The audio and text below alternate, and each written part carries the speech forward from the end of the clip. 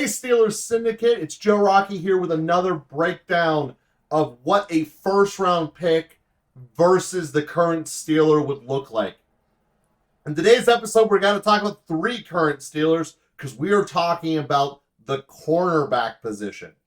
So as we look at the Steelers right now, we lost Cam Sutton due to free agency, but we brought in Patrick Peterson. And on the field, in this moment in time, that's an upgrade. But Patrick Peterson, it's no spring chicken, as they say, and he has the potential of wearing down and falling out. So that brings into the camp battle between Alex Witherspoon and Levi Wallace of who's going to win the number two. And when we look at the corners position for the corner slot, really it's only Arthur Millette on the team because last year that was Cam Sutton's job and Peterson doesn't go down to the slot. So there are really two conversations to be had when we're talking about the Steelers cornerback room and what do we need to fill in. So the first conversation is much easier to have. It's the longevity equation. Can we draft someone that we can develop and eventually be the starter outside after Peterson is gone? Because, again, we're not trying to kick Peterson out the door at all. And he can be like Joe Hayden and play here very well. I want him here. He's immensely talented. He has a track record. You don't fight that. So that being said, you don't want to use a first-round pick on it either because you're burying the target. Unless, of course, we believe that the first-round pick could beat out Levi Wallace or Witherspoon, the winner of that camp battle.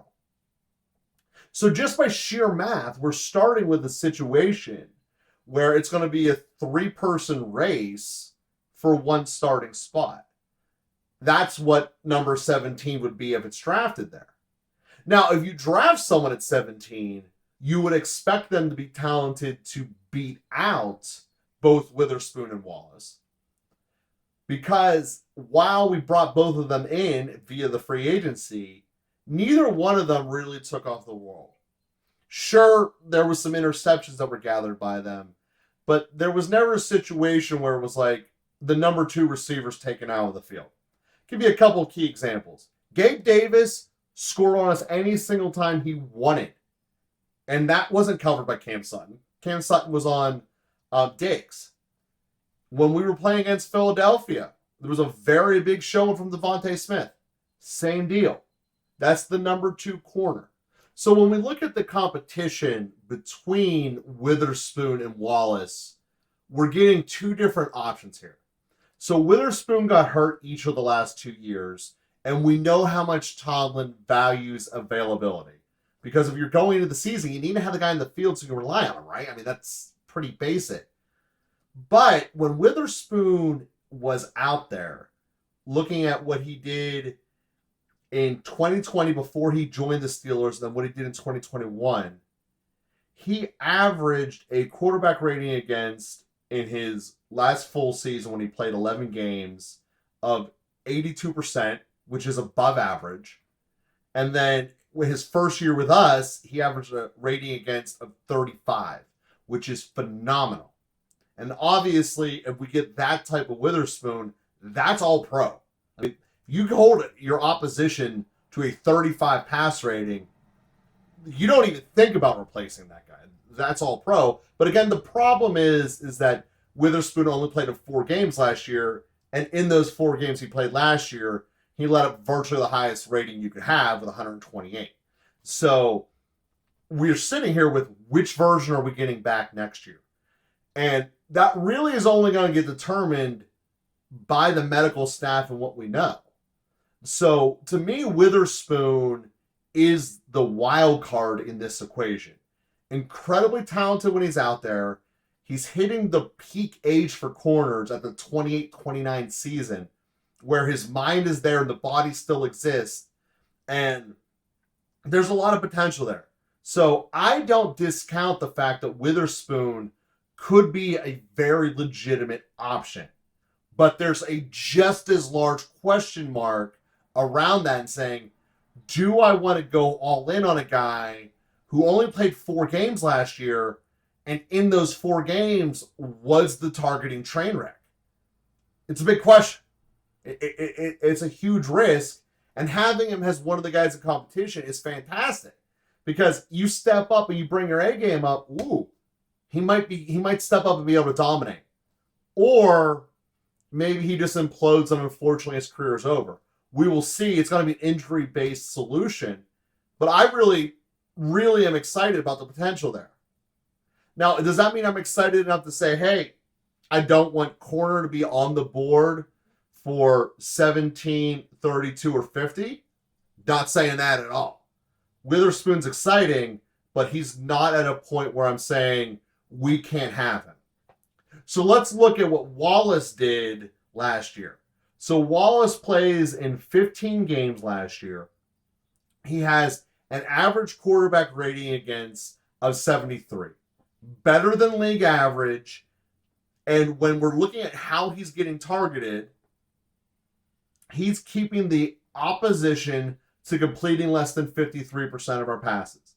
And as we've said before, kind of the golden number is 60%. So to keep a receiver on average under that is a win. And that's how you see it reflected in the quarterback rating against. Now, the thing with Wallace is he's being used in the deeper targets than the other receivers were last year. So when we see this here, Wallace is certainly a capable guy. But it's not the world-beating numbers upside that we saw from Witherspoon. It's more so he's on the field and can be out there durability side. So he's a great filler when needed, but he's not exactly the shut everything down corner either.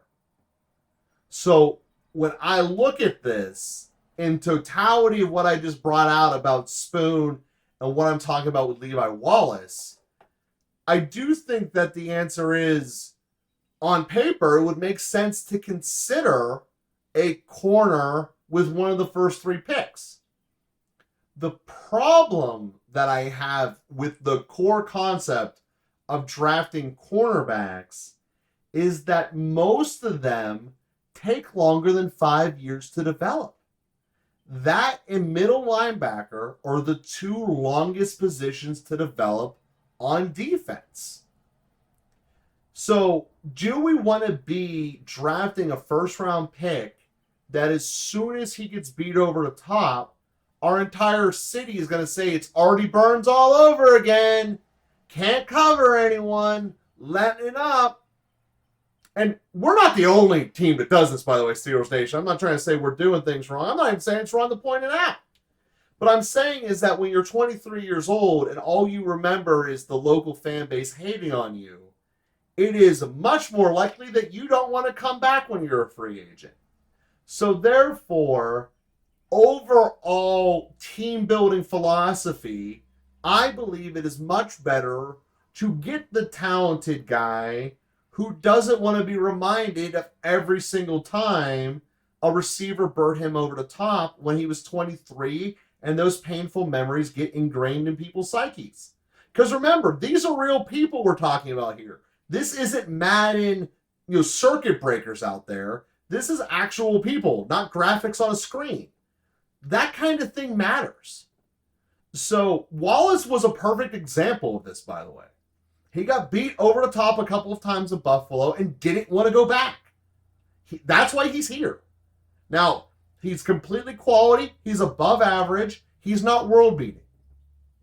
The problem is when you get one of these guys and draft them at a world-beating status, they don't leave their team. They get paid forever. Really, the only super elite corner that ever went mercenary was Revis. The rest of them have all either gotten traded, which they don't have control over, or, which is what happened to Ramsey, or they stay in that team forever. So I've just created a really big paradox. If you want to have one of the best corners, you have to draft them. But most of them don't develop in time. So it's like, what do we do here? If you want to roll the dice and you believe that you have one that is going to be the next Revis, who again was drafted at 14, the neighborhood we're at, it might be worth rolling the dice. Just the thing to remember, Steelers Nation, is that if they do go that route, 100% he will be better than Artie Burns. No way this will be a bust like Artie Burns. It's not even possible. It's really, really not. It's just not. For all the reasons. It's just not. But we also can't completely bury him the first time he makes a mistake. Likewise, when we draft a left tackle, it doesn't matter what it is. You can't bury them immediately. It's a position where you cannot pitch a perfect game. It is not possible. He cannot go out and cover Higgins 2 times a year without Higgins doing some damage. The receivers are just too damn good. Just the way that it is. So, I am not opposed to a corner at 17.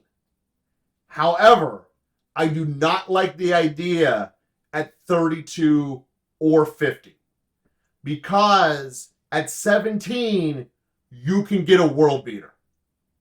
I don't want just another guy at 32 or 50. I would much rather go out and sign one than to go the draft at that position. Steelers Nation, I hope you guys enjoyed today's episode. Tomorrow we are going to be talking about interior defensive linemen. See you guys all tomorrow.